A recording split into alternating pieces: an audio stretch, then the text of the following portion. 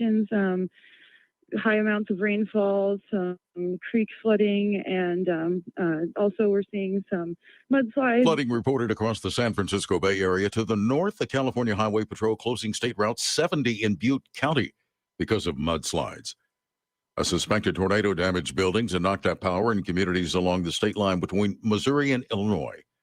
A tornado moved Sunday night through St. Mary, Missouri, about 55 miles southeast of St. Louis, before crossing the Mississippi River into Chester, Illinois. No immediate reports of severe injuries. Also at townhall.com, GOP lawmakers worry that a vaccine mandate will impact the defense supply chain. Nearly a dozen GOP members of the House Armed Services Committee pressed the Biden administration over the Pentagon's looming COVID-19 vaccination deadline for defense contractors, claiming the mandate should be reconsidered or it might compromise supply chains. Defense Department contractors need to be fully vaccinated by December 8th or risk being fired, as laid out under guidance the Biden administration released for federal contractors and subcontractors in September.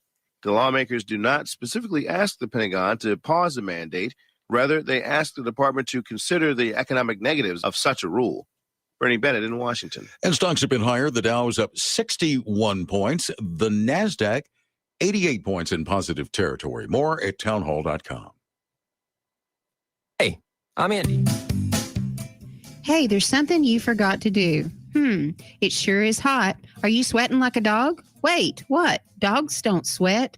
Oh no, you forgot to get your window tinted. Whether it's the kitchen window that sits in the sun for the hottest part of the day, or you just got new wheels, call Sharp Window Tinting in Burleson. 817-615-9379, or look them up on the web, sharpwindowtint.com.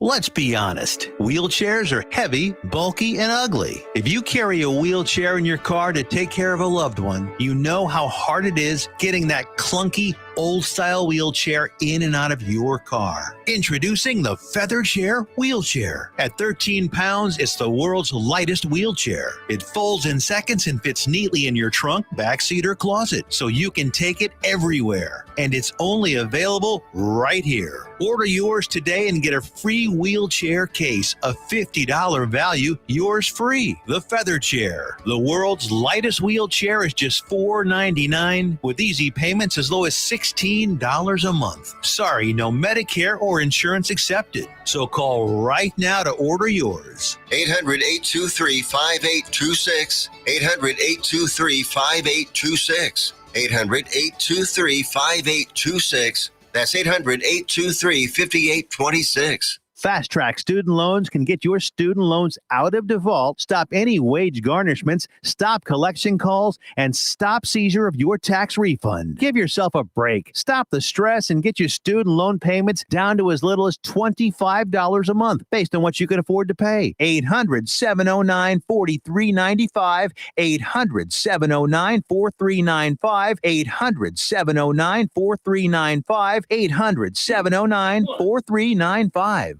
Joco Community Radio. Listen live at jococommunityradio.com.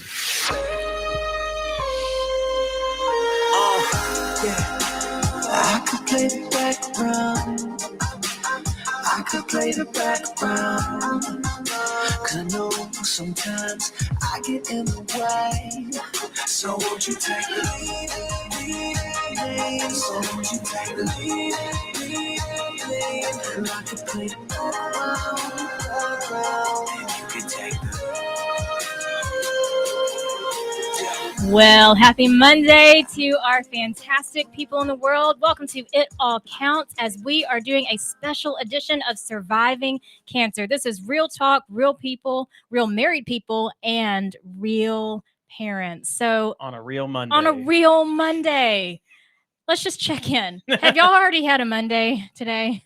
Hey, I'm liking my Monday. Oh, it's Monday. Oh my gosh, it's been insane. I'm definitely behind the curve on my Monday, but hey, we are so glad that you are here with us. I really invite you to, if you're listening on Facebook, share this to your personal page. If you're listening on YouTube or any of the podcast stations, please share this, because this is a really amazing, inspiring story from two of our favorite friends, Michelle and Cody Abner, and we're going to let them kind of take the reins and introduce themselves, and then we'll jump into their story. Are they authorized to do that? Yeah. Okay. Yeah. Oh, and my forever guest host is here again. Hello. Hi. Hello, Hi, Matthew. Matt. We're glad you're here, Matt. Yeah. Michelle, to you. So, I'm Michelle, and this is Cody. We have been, y'all crack me up. We've been married for almost 13 years tomorrow. Why are y'all whispering it? Tomorrow, 13 Heyo. years. Hello. It is. Yeah. We have 3 amazing kiddos. Chloe, she will be 12 this week. Oof. I know. That's real. The big one too.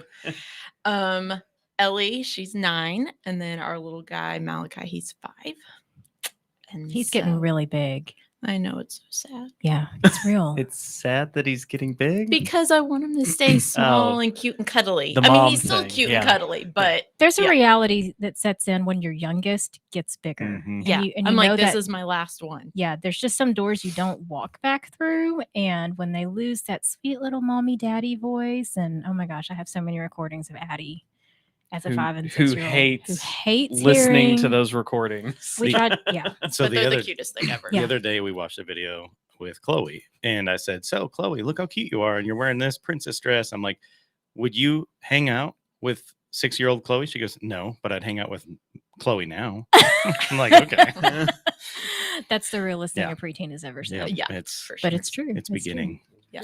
Well, and tell us a little bit about what each of you do as well. You also not only are married 13 years tomorrow and are fantastic parents, but you also have fantastic jobs. What do y'all do? So I'm a realtor, and my brokerage is Ziegler Realty, the famous Zig Ziglar. Mhm. So yeah, super cool. So I buy and sell houses, and then we have a remodeling company called Big Tex Renovations, and we've been around for what 10 years 10 this year, years? and Yeah. I've been doing this my whole life. Yeah.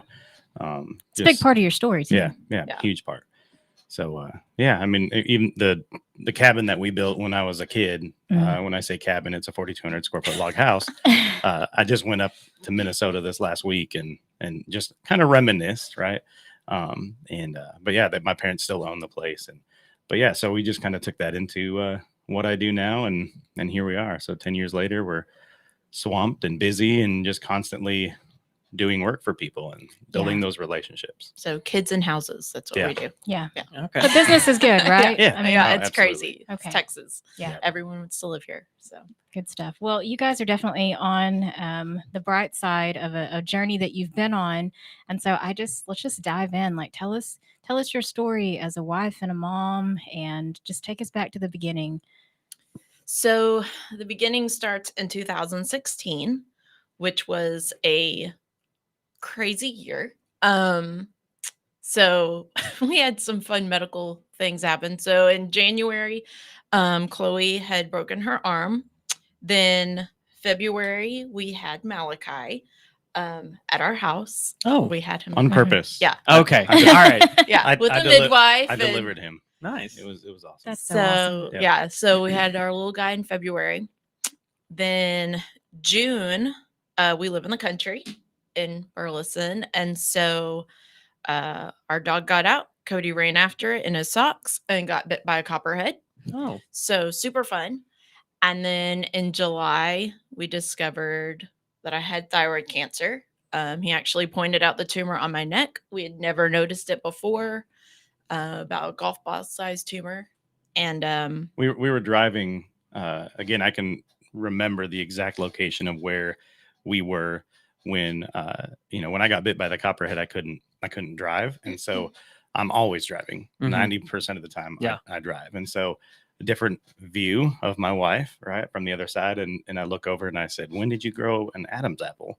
And jokingly, right, and she felt of it, and you could just feel and just sense that her whole demeanor just changed on just everything. And so but yeah, It's almost like you knew as soon as he said yeah, like something. when I felt it, I'm like, I'd never noticed it before. And like later on, my doctor, he was like, you've probably had this between 8 and 12 years because thyroid cancer and tumors are really slow growing. Like it takes a long time for them to get to the size that it was, like to the size of a golf ball. And we actually went back and looked through pictures, and for years you could see that on my neck. You could see it grow, Yeah. progressively growing. Which is super weird. Like, my mom was a nurse, and so you think like she's always, you know, checking over her kids, making sure that everything looks good, and, you know, and she never mentioned it. You know, I'd had 3 kids, like nobody saw it. Just getting ready every day, you know, putting on your makeup, your jewelry, everything. And I never noticed it. It's crazy. And so I guess because it just grew so slow, it was just something that was there and no one really noticed it. So it's kind of weird. Yeah. So what was going through your mind when he said it? I was like, well, I felt it. And it was one of those things where it's like, that's weird. Like, what is this? And it, like, I knew something was wrong. Like he said, like, as soon as I felt it, I called my mom. I'm like, Mom, there's something in my neck. Like, I don't know what it is. And so she was like, okay, go to the doctor. So the next day we went, and the first doctor I went to, they sent me to a different doctor, and he was terrible. So they did the biopsy on my neck. He didn't like deaden my neck. He didn't give me any anesthesia, anything. And like, they're long needles, like into your tumors and your neck. And so after that experience, I was like, oh my gosh, what is going on? Because I didn't know what to expect. And so we were waiting for the results, and it had been about a week. And so I called the doctor, and I'm like, hey, you know, I'm just checking to see what my results were. And I mean, I can still remember the day I was sitting over off Wilshire in a parking lot, because I just pulled over and called, because I was like, I cannot wait anymore. Like, I just want to know what they found out. And so it was some nurse. I don't even know if it was a nurse that answered the phone. And she's like, okay, let me go get your file. And she comes back on the phone. She's like, yeah, it looks like you have cancer. I'm like, oh, I'm like, can I talk to the doctor? No, he's not here right now. I'm like, were you alone in the car? Yeah, it was just me. Yeah. And so I remember just sitting there like, okay. Yeah. Like, this is my life right now, you know? And you know, people always talk about how like time stands still. That's, yeah. I just remember just sitting there for a while and just like taking it all in. Cause like Malachi, he was still tiny. He had just been born in February, and this is July. Yeah. And so, so take us through what kind of ran through your head in those moments that you just got the news. By the way, you should never be told news about over the phone. Having cancer over the phone. Yeah. Not the best tact at all from that doctor. And so I just kind of sat there. I'm like, well, like, what do we do next? Yeah. You know? And so I called Cody and told him, and I think he was just as shocked what was going through your mind when you got the phone call. I mean, it took several. I mean, I was bit at the end of June, and we went on vacation right in mid to end of July. And I remember being on vacation. She could not enjoy it. Right. And because I was still waiting on the phone call. Yeah, we didn't know. I mean, yet. there was another specific moment where, you know, we were having moments of marriage and frustration, and Tension. you know, I'm not going through it. It's not me, right? It's my wife. And so here I am trying to understand, but I don't understand because I've never been around someone that has either, hey, you know what, we have to test this and see if we have cancer, et cetera. But you know, it came down to where she got frustrated and she just broke down. She's like, I don't even know if I have cancer or not, you know? And so on her, to me, on the outside looking in, she just had this huge weight that she couldn't express. She couldn't share with anyone. And for me to try to understand it was very difficult. Like, I can even look at pictures from that trip, and like, I do not look happy at all. Like the whole time I'm just like, I just don't know. And I have like all these baby hormones going too. Like, I just had a baby a couple months ago. So it's like all everything's in flux. So super fun. Yeah. Yeah. And so, you know, after all the like, okay, what next? Yeah. You know, and so my my chiropractor at the time, who was one of my good friends, and she was going through cancer as well.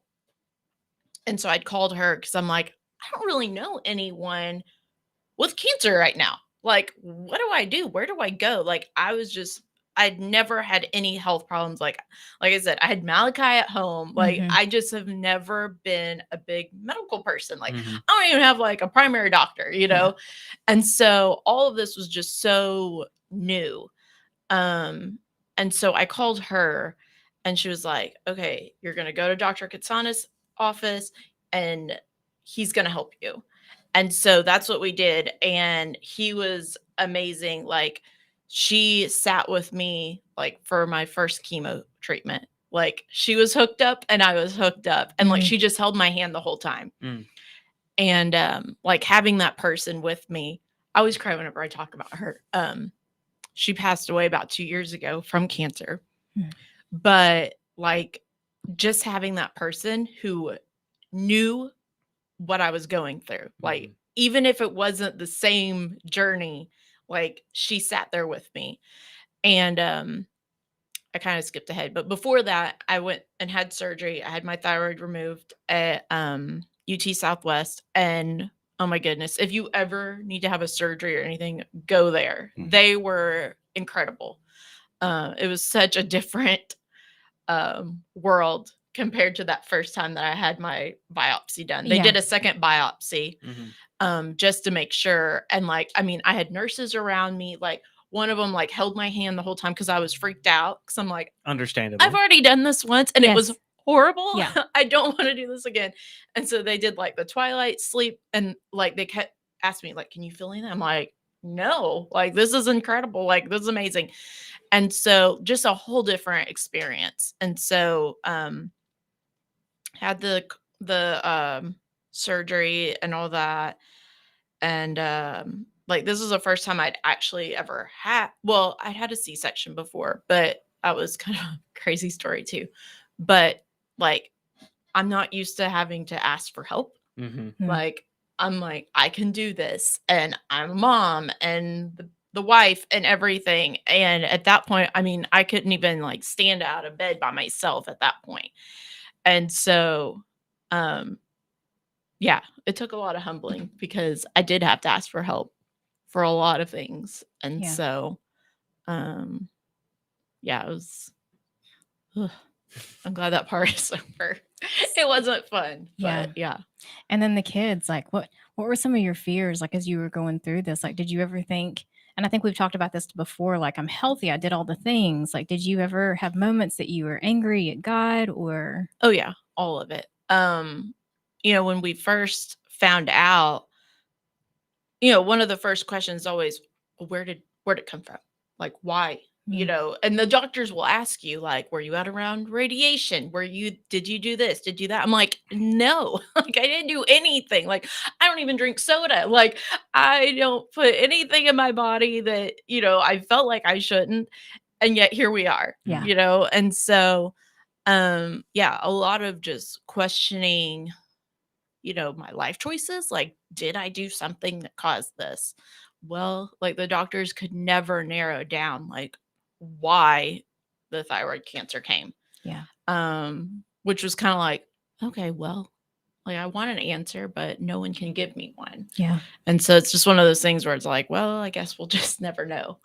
But yeah, I mean, I was mad, I was sad. Like, with Malachi, you know, he was 7 months old at that time, 6 months old. And I even asked my doctor, I'm like, I don't want to have surgery. Like, I want to be able to breastfeed him as long as possible. And so they actually like pushed my surgery out to where I was 9 months out with him to stop. And so like, even that was like a blessing to me. Cause I'm like, like, this is my last baby. And you're even like, cancer's taking this from me too. And so, yeah, lots of mommy emotions for sure. And, you know, and I'm sure I'll say this more, but cancer is super lonely because it feels like no one knows what shoes you're in. And, I spent days and days and days and days and hours at treatment, doing chemo, doing radiation, surgeries, all that. And, having 3 kids at home and Cody still having to work and provide. I'm And like a 4th kid Yeah. sometimes. yeah, yeah. And Your husband, so, so yeah. yeah. And so it's like all of that mixed up, and then having like the guilt of like, I have cancer. I'm taking away from my family. I'm taking away from my kids. Like, I can't be there. Yet here I am, and I have to do this in order to be there for them later. So, yeah, super emotional. And you had really extreme radiation too, so you couldn't even touch your family for a while, right? Yeah. So, it's called radioactive iodine. Mhm. And so you go into this room and no one will go in there with you because you're about to swallow radiation. And so all the doctors and nurses are in like these metal suits, and they bring like this metal tube with these little tongs, and they pull out this metal pill and they put it in your mouth, but they put like a vest on you. Like, it's going You're in now my protected. body. Yeah, Yeah, yeah, thank Okay. you. And so they put it on your tongue, you swallow it, and then everybody leaves. And you don't see anyone after that. Huh. And they're like, get in your car and drive away. And so after that, I went and rented a cabin for a week by myself and could not be around anyone for a week. I had to quarantine before it was cool. Yeah. Yeah. You set the bar. Good Yeah. job. Yeah. So I'm like, I got this. When Yeah. COVID came around, I'm like, I know what to do. I already did this, and I don't even have to be full of radiation this time. Exactly. And so, yeah, that was crazy too. Just like, okay, now I have a solid week that I don't get to be around my kids Yeah. and my family. And like Cody would come, and I had like this screen shelter type thing on the cabin. And so I would sit inside the cabin and he would sit on the outside, and like he would bring me like hamburgers and stuff to eat. But yeah, super weird. So postpartum, huge emotions. Y'all kicked off a crazy medical season on your own, and it's just like survival mode, literally. Yeah. Cody, what was happening with you and in your heart and in your mind? Being the only one that provided for the family, Mhm. right? And my goodness, that was 5 years ago. So we were only 5 years in to the company, and most business owners know that usually by year 5 or year 7, you know that you're probably going to make it. And it was still, a lot of effort to maintain clients and to maintain the company. And so that was, I don't want to sound selfish, but that was on the forefront, right? It was my wife, but then also I have to still earn a living. We just bought a house, and we were remodeling it as well. And so there was a lot of things going on financially, in my mind. And and again, it sounds selfish. However, that's what went through my mind. And I just remember driving down the road on the freeway, and I was just like, again, same thing. God, why is this happening? And, my wife was, what were you, 28 at the time? And so that's young. Like, it shouldn't be happening now. And, I'm thinking of the kids, and I'm thinking of her, and I'm going, what are we doing? And so I just felt this overwhelming peace, and she would always kind of get frustrated at me because I wasn't as concerning as I probably could have been. But I just knew from that moment, I remember crying, just going, okay, God, what are we doing? What's going to happen? How is this going to play out? And I just felt that everything was going to be fine. And, not every situation, like Chandra was there for the delivery of Chloe. She was there for, my goodness, we were so close, and she didn't make it, and you're going, okay, God, why? Right? Why did I make it, and why did she not? And why do certain people make it, and why do some people do? And you just have all these questions, and that was going through my mind. But like I said, I felt that overwhelming peace that no matter what was going to happen, it was going to be okay. And on the financial side, we ended up when we found out we were pregnant, we ended up we didn't have insurance, right? Self-employed. And we ended up getting a medical sharing called Samaritan Ministries when we found out we were pregnant. And it was just this awesome. And I think that was another reminder that God gave me was we had that. And then Malachi came. Chloe had broke her arm just a month prior, and then I got bit by the copperhead, and you're talking to the point where we could have gone bankrupt. Right. We could have lost everything if we didn't have that. And that was such a huge burden lifter because I didn't have to think, where am I going to pay for a $30,000 surgery? Right. Right. Where am I going to? I mean, even and I'm big on relationships, right? So in everything that I do in life, everything revolves around relationships. And I've been with this credit union since I was 15 up in St. Paul. They fronted the money they gave us a short-term loan off of something that we owned, and they didn't require a title. They didn't require the collateral. They said, we know that you're going to pay it because we do all our loans, most of our loans with them. And that was the thing. It's like that relationship. I just called, and whenever they answer, they go, hey, yeah, how's your wife? How are the kids? And again, that was huge for me. Right. And I'm just on the financial side, it was huge. And knowing that we were able to pay for it, because I think that's a lot of times, just knowing people that went through cancer, that financial part holds them back from getting the right treatment. Well, which is so sad. expensive. Yeah, it's Like, sad, but it's true. It's a real thing. Yeah, because the doctor that I went to, he says, he does Western medicine, but he also really likes. Whoop, sorry, Easy. he really likes to do natural or Homeopathic. yeah, homeopathic or therapeutics. And so like when I first started going there, I did all these vitamin C IVs and UV IVs and all these different things. I would go and do these oxygen chamber where you would sit in and it would blow like straight O2 oxygen into your pores, I guess. And like, it was like the sauna and all these crazy things that like, I mean, they helped. Yeah. Like you would see like the cancer numbers fall. And but one of the treatments that they did was called IPT. It was a low dose chemo.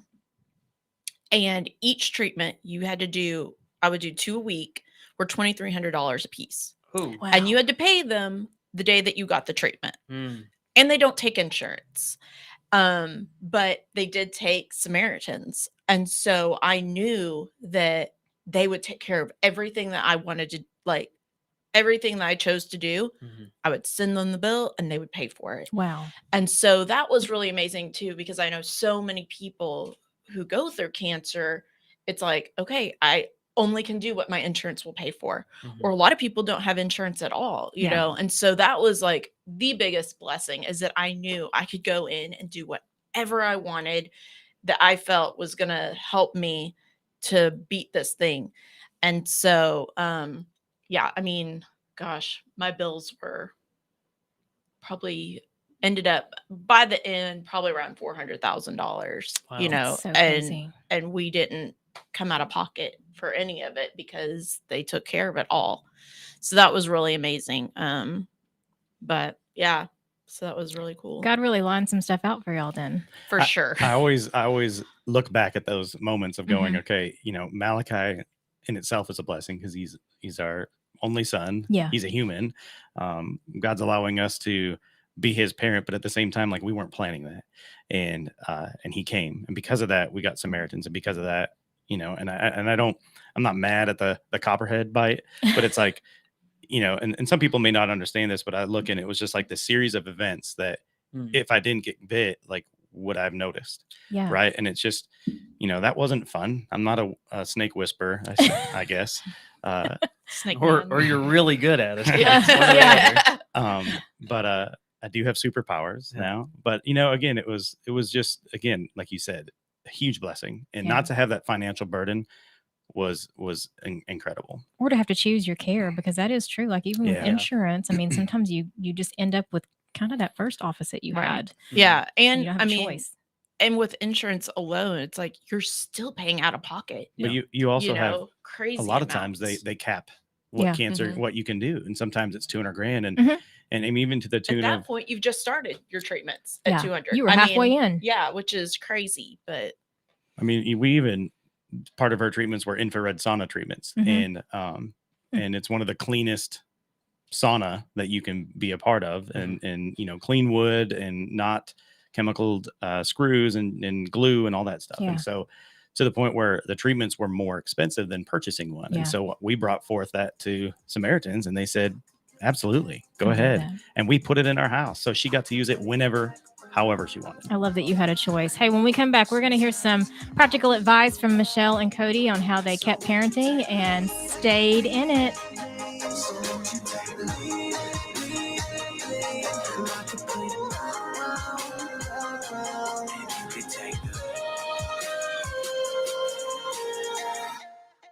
Wilfred Brimley for Loafing Dog.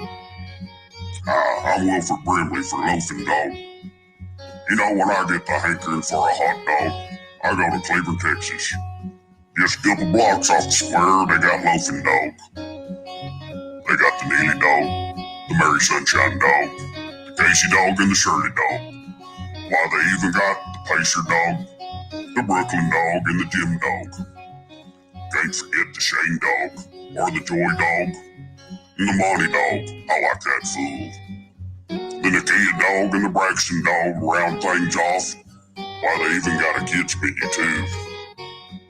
Loafing Dog, 208 East Chambers Street, Cleveland, Texas. Lunch, catering, or takeout, plus outdoor seating. Phone numbers 817-556-1040. This is Wilfred Brimley. And don't forget, Loafing Dog won't give you diabetes.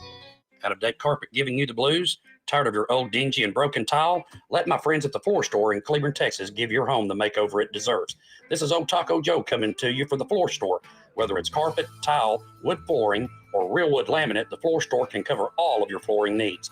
Located at 405 West Henderson Street in Cleveland, Texas, owner Brent Harris can help. Shower tile, tub surrounds, even backsplashes. Give them a call today at 817-641-9444. The Floor Store, they got you covered. When you're hungry for tender brisket or some delicious homemade cobbler, then look no further than Leach Brothers Barbecue, located at 1106 East Henderson in Cleveland, Texas. Leach Brothers has been family-owned and operated since 1950.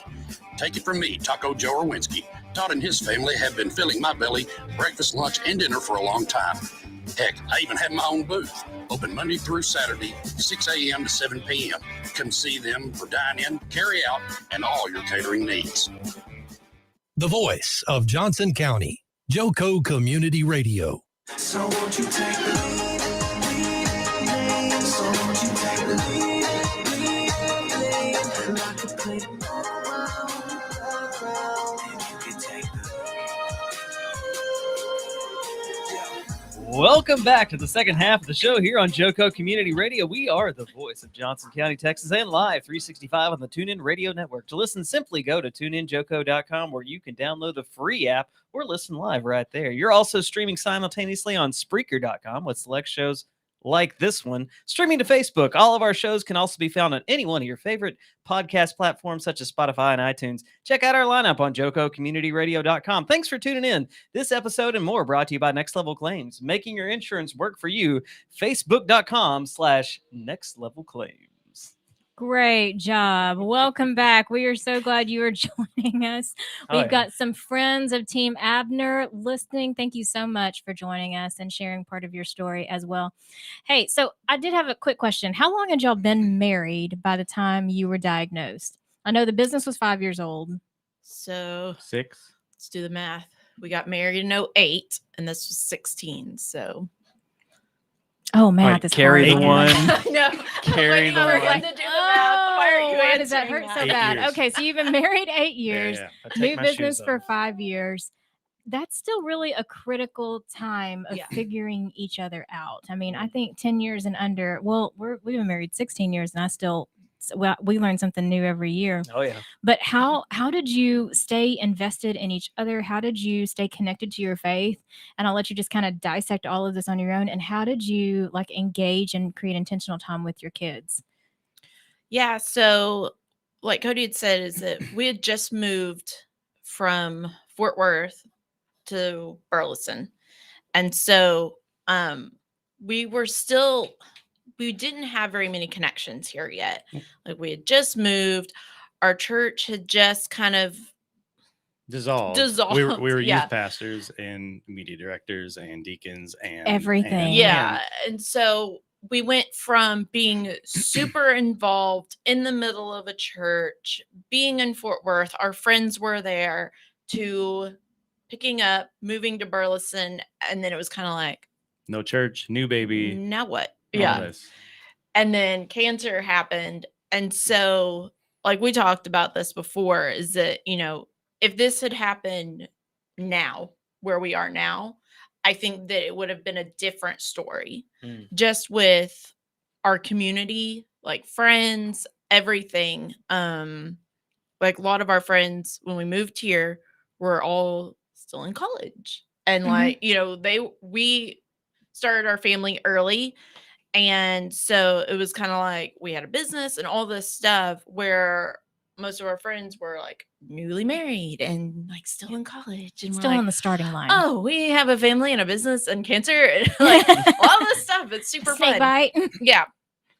And so I found a lot of my community actually at my doctor, because I was there almost 5 days a week. Constantly sitting there for hours on end, whether it was getting chemo or doing an IV or some kind of therapeutic or whatever it was. And so, like, that was kind of where I found my people, was that you kind of got friendships because you would You're sit in there. these rooms with them every day, and they were all kind of going through the same thing. And so, that was one thing that was, like I said earlier, is that it was just really lonely, just because I would encourage anyone who is going through cancer or knows someone going through cancer. Like, I know for me, it was really hard to accept help. And like, if someone's like, oh, let me bring you something, I'm like, oh, that's fine. Like, it's okay. Right. But it was like, for me now, whenever I hear about someone going through cancer or whatever, and I do want to offer that, it's like, it's not like I really do want to do it. And so it's like, don't steal their blessing. Like, you Right. really do need it, even if, like, don't be stubborn. Yeah. And people generally don't offer help unless they really want to. Yeah. And so for me, I was stubborn, and just like, because I was so just Independent. Yeah. And I felt like I was already so much a burden already having cancer, because it's like, we had one of our friends, she was amazing, Christine. She came over and helped with our kids every single day. She didn't ask for any payment at all. Like, she was like, I'm going to come over. I'm going to help you. I'm going to help homeschool your kids. I'm going to do your laundry. Like, I mean, everything. And we would have never been able to do what we did without her. I was still able to go to work, right? Yeah. I mean, I'm still, while she could go do treatments, I'm going to work and running a business as if nothing was happening. And I mean, seriously, if it wasn't for her, Yeah. the story would be completely different. And how did you know Christine? She was one of our clients when we first started. And so we knew her, she was job number 2. And I mean, to the point where she just newly retired at 50. And we did I don't have anything to do. we did a we did a game room and a media room, and as when I was still doing all the work myself, and every day we would show up, there was coffee, there was sandwiches at 10 o'clock. She would have cheese and crackers, and her husband was like, I don't even get this, but that's just the kind of person she Hospitality. is. Yeah, that's amazing. And so when this all was going down, like, her and her current husband met through a grief counseling. Both of their spouses had passed, and his spouse, his wife, had died of ovarian cancer. And so cancer was it was on their heart. Like, they were very passionate about it. Yeah. And so when that happened, Christine was like, no, this is what I'm doing. You're running a business. She's going to go deal with what she needs to, and then I'll take care of everything. What a blessing. Yeah. Like, it who was does that? huge. Yeah. Right? I mean, who literally does People, that? And she amazing lives in humans. Mansfield. And so it wasn't like a short drive to our Right. house. It wasn't like, 5-minute drive, And so, like, that she did that every day. I mean, I was there 4 to 5 times a week. She wouldn't even take gas money. I mean, Yeah. to the point where We would like hide money in her purse and stuff. Sorry if you're listening, Christine, that was us. And thank you, but Christine. Yeah, thank you, Christine.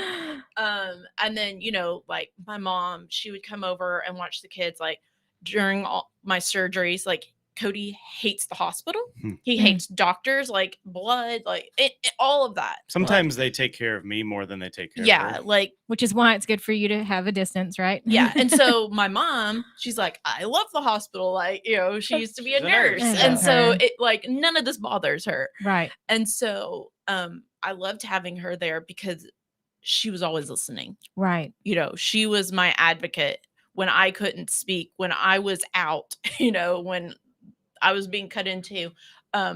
She was there to speak up for me. Yeah. And so, and then, you know, she came over and helped with the kids, and she would do so much for us too.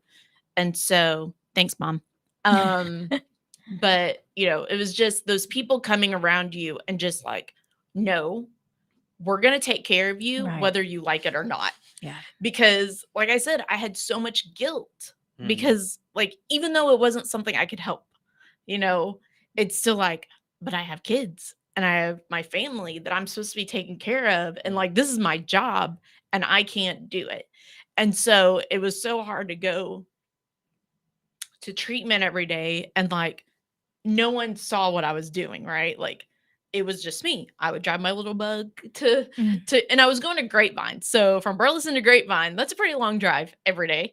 It kind of went on autopilot and I would just like end up there. I'm like, oh, we're here. Like I would just like be gone. And then, you know, I would come home and sometimes like the treatments would wear me out or I would feel really nauseous. And it was hard because like I feel like my kids and Cody would see me as me and they didn't see the treatment that I was going through.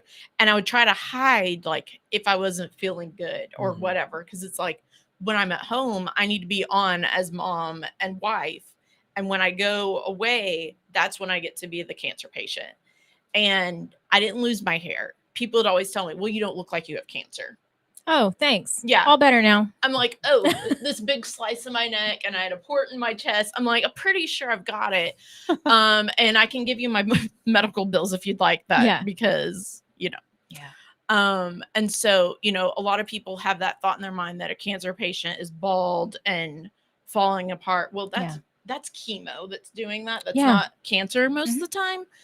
And so I was doing low dose chemo, which didn't make my hair fell out, but it wasn't, you know, completely bald. Yeah. And so that was kind of hard too, because people would be like, oh, well, you look really good for a cancer patient. I'm like, yeah, thank you. Exactly. Is What do you that- want me to do with that? Yeah. And so sometimes I would be like, just because I don't look like it, like I'm still hurting and people wouldn't treat me like if someone you saw, you know, was bald and looked terrible, I felt like they had more compassion for them. Where for me, I'm like, I still have cancer and I'm still going through all this stuff, but because I don't look like it and I'm not acting like it, then everything's okay. You know, and so that was kind of hard too. And it did. I mean, I'm thankful that I didn't lose my hair and all that, but it was still hard. But then you had to 'cause deal it's with the extra. Yeah. It did feel like that. I mean, again, it was, I can look back and if someone said, was it really hard? And I could go, yes and no. Like at the same time, again, the financial part was not on my shoulder. And also because she did act that way, for me as a husband and even the kids, like it was normal. It seemed normal, right? She still cooked the dinners and not all as much, but she still did her normal everyday mom thing. And so it was hard for us to see, you know, I think at the end of the day, it's ask for help, right? Yeah. And don't just that's try the biggest piece of advice. don't try to hide. And you have it, you need that community to help around you. And even me, it was like, nope, I'm the husband. I'm going to take care of her. I'm going to take care of the family. And so it was just, again, ask for help. Yeah. It's so hard for everyone to ask for help though, but it's just something that's so important. And you said something that really taught me something last time we had a conversation about this, but if you have someone that is going through chemo and COVID restrictions are okay, see if you can just go sit with them, just be with them. Like you don't have to know what to say. Right. Obviously, the people that don't know what to say are happy to share those things with you when they see you, but you don't have to know what to say, just to be present. Yeah. And, you know, even making like little care packages, because like for me, whenever I would go and do chemo, like you had to have like certain foods or certain juices or certain different things like that. Ask them like, hey, is there like some food restrictions that that you need to take to chemo for your treatments. Mhm. Can I like buy you a basket of those? Like, what's your favorite old foods to take for snacks? Yeah. Because you get so nauseous. It's so terrible. But if you're like, have high protein foods and different things, and I know that different protocols and stuff. Yeah. Different cancers. Yeah, Different but like treatments. for me, like I had to eat lots of protein, lots of really clean fruits and vegetables and stuff. And so like stuff like that, or like, maybe little art kits to do while you're sitting, in your chair for hours on end. Like that's what I would do. I would bring little art kits or different things just to keep my hands busy. Cause it's like cell phone only, it gets really boring after a while. Yes. Or, and then that's the other thing is like, if they will let you go and sit, like go and sit with them and just talk. Like you don't even have to talk. Yeah. But, just knowing that there's someone there with you helps a lot, especially on those hard days when it's like, oh, I have to go and do chemo again. It's a bummer. Or can I go pick up your medicine for you? Like sometimes you just come home and don't even want to move. I mean, you're just worn out. And, can I get you dinner? Whatever, just something. So, and y'all maintain super healthy relationships. I mean, I just love how y'all do family. Can you tell us the bug story? I love that story. Well, so excuse me.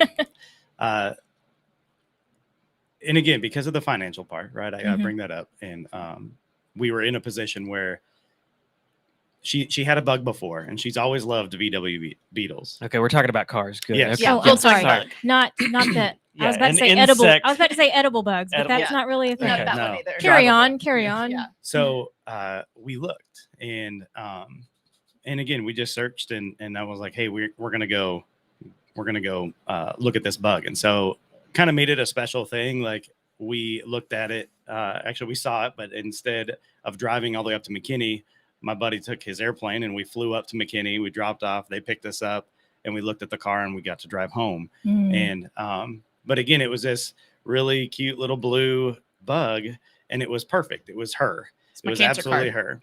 And she used that. And I think it was just having that little bit of extra joy, right? And going, okay, this is for me.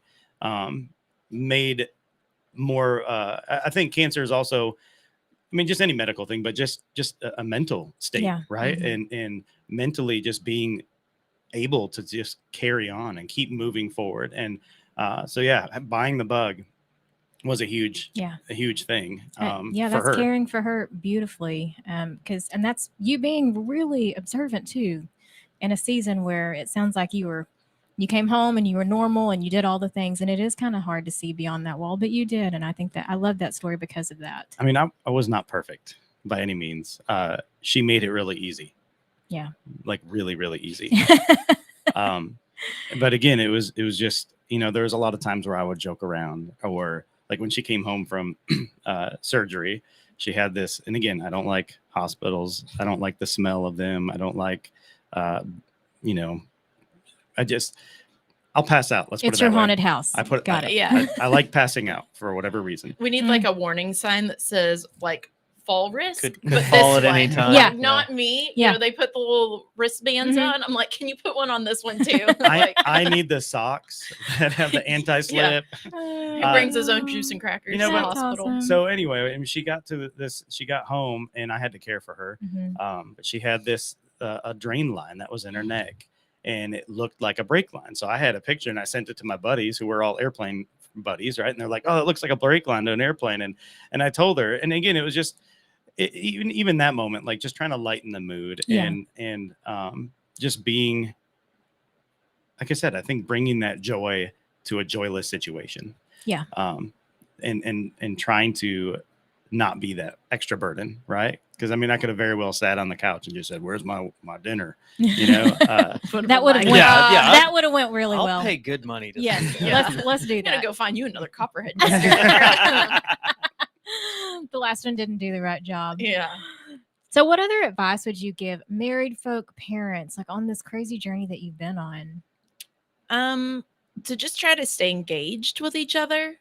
Like it was so hard because I felt like sometimes I was living a different life than the rest of my family, because I would go off, do my thing, and then I would come home and I say that there were a number of times that I did have to bring Malachi to treatment.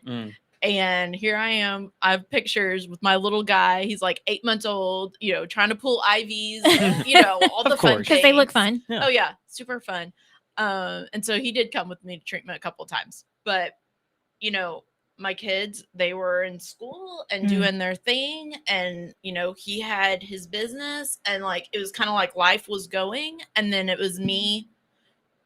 I would go away to this mysterious place and then I'd come back, and so life definitely didn't stop. Yeah. Not even one bit. And so I think taking those moments where it's okay, let's just go away for the weekend or try to keep some normalcy for your kids. The good thing is that our kids were so little, they didn't understand what cancer was, and I'm thankful for that at the time that they were so little. That I don't think that it really affected them as much because they didn't know what that meant. But just staying engaged and, and I don't think that I even told him I'm so lonely right now. Cancer is so lonely. You don't understand. You don't get what I'm going through. I think I stuffed a lot of that because I didn't want to hurt him. It's not his fault that he doesn't know, how do I explain that to you? But I think just being open and truthful with how you're feeling and then definitely finding that community. I think that would have helped me a lot more and him, I remember our neighbors, we have an awesome little community and we have a Facebook group and they knew that what I was going through and they're like, can we bring you dinner? And so several of the families brought dinner over and groceries and everything. And that was super cool. I'm like, wow, people actually care. I mean, I knew that they did, but it's when people actually go out of their way to show it. Beautiful. That's my love language is gift giving and receiving. And then also just that time, and so I think knowing that, with people going, hey, Michelle, I'm going to treatment with you. What time can I be there? Love that. I'm going to drive you there. Let's get coffee before or whatever, whatever that was. Just knowing that they took their time to do that was really special. And it helped me feel okay, I'm not crazy, this, I'm not just sitting here, whatever. And so just waiting. Yeah. It made time go by faster. Well, we even just started going to Pathway. Yeah. And we really going from where we were to what we wanted. We were like, we just want to be pew sitters. We don't want to do anything. We don't want to. You needed a break. We want to come in and leave. Yeah. And that's hard for me because I like to talk. What? Yeah. So, but again, it's one of those things that I remember there was moments where it's you're going through cancer, right? And she, again, we would just come in and I think that's the thing is you go to anywhere, a restaurant, a church, or anything, and you can walk into a place and everyone has a story. Yeah. Everyone has something that they're going through in their life. And it's just this one of those things that you don't think of, right? Until you really go through it.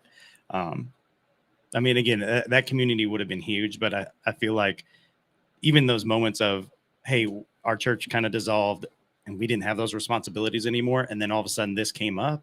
It was responsibilities were replaced with others. Yeah. And it just, again, it worked. Yeah. It worked. That's another neat divine thing too. You would have had time for those responsibilities. Right. Oh yeah. I can't imagine having to still do all the church stuff. And cancer's a full-time job. It really is. I would always tell people Christine came in and saved the day Mm-hmm. and allowed Michelle to go work at a place that she paid money instead of got money, and allowed us to continue to thrive as a family. And like I said, I mean, we would not be anywhere near where we are today if it wasn't for people like that. Yeah. And specifically her. I mean, again, she is such and I think, and she doesn't necessarily maybe believe exactly what we believe, but she still loves God. And she's still to this point of I'm doing this because I want to help you. Yeah. It was a complete 100% selfless act. And again, it was just, it didn't require a pastor to pray over you and go, okay, this is what's going to happen. Right. It was just, like that action God, of love. yeah, that just happened. And Yeah, she sounds like a phenomenal human being. Is there any other people that you would like to give a shout out to? Because y'all really did have a fantastic community. Just rally. So Kitsanis Institute is where I spent most of my time. They are amazing. The nurses there, like every time I go there still, I'm like, it feels like, it's so weird to say this, but like home. Because it basically was just the nurses and everything. Like I can text my nurse. I call her my nurse. I can talk. I can text Jana any day of the week and she'll answer me. I'm like, Jana, I need this prescription. Okay, let me get the doctor to call you. I'm like, sweet, thank you. I love it. And or hey, this is going on, and she'll text me back like that. Like you don't get that, right? And that's support. Yeah. And so Dr. Kitsanis, he actually passed away this summer, which was super sad, but he was amazing. Like he helped me so much. And then Chandra Crisp, who passed away, but she was my chiropractor and my partner in crime. We would sit together for hours with because we had the ports that they just put the needle in your chest with, and she would sit there for hours. And I mean, I would go and get adjusted at her office and she would be hooked up to an IV and still popping backs. I mean, I'm like, you are like my superhero. She was amazing. Oh my God. She did that until she couldn't. I mean, that's the thing is like, I mean, the she selflessness. fought. I mean, again, it was an incredible, like you said, like even Phenomenal. though we didn't have that community, we did. Yeah. It may not have been as big as what it could be now, but it was the right community. Yeah. And I mean, even when at Dr. K's, like there were so many women there. It was mostly women that were at the office with cancer. And I mean, most of them were Christians, and they would be reading their Bible and they would like come and pray over you and stuff. And so it's like having church at the cancer place, So it was just really cool. Like, when I wasn't looking or when I was upset with God or whatever was going through my brain, like I can look back now and like God was in every step.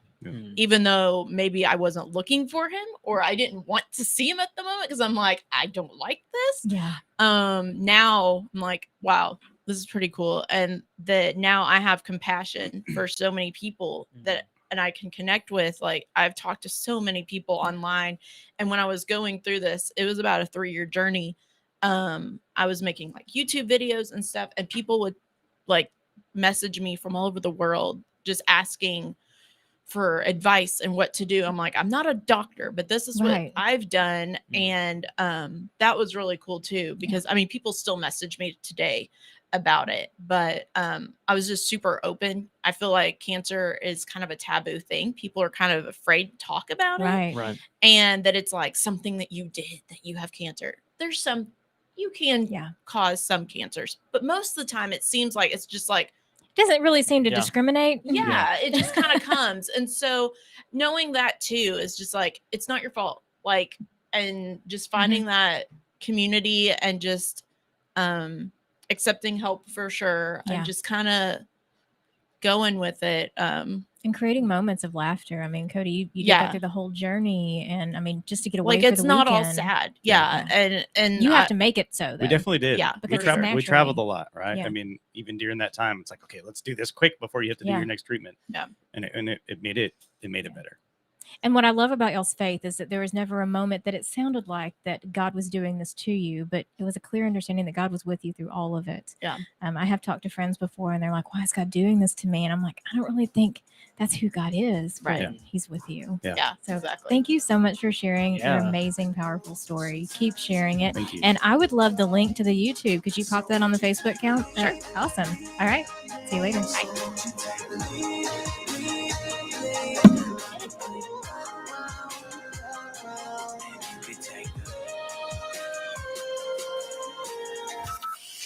From Burleson to Venus and Grandview to Godley, this is the voice of Johnson County, Joco Community Radio.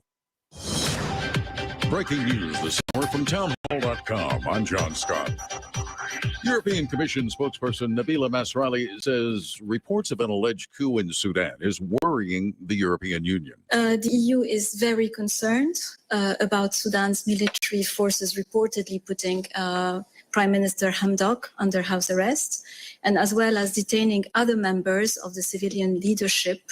And we urge for their fast release. Thousands of people flooding the streets of Khartoum to protest Monday's coup. The move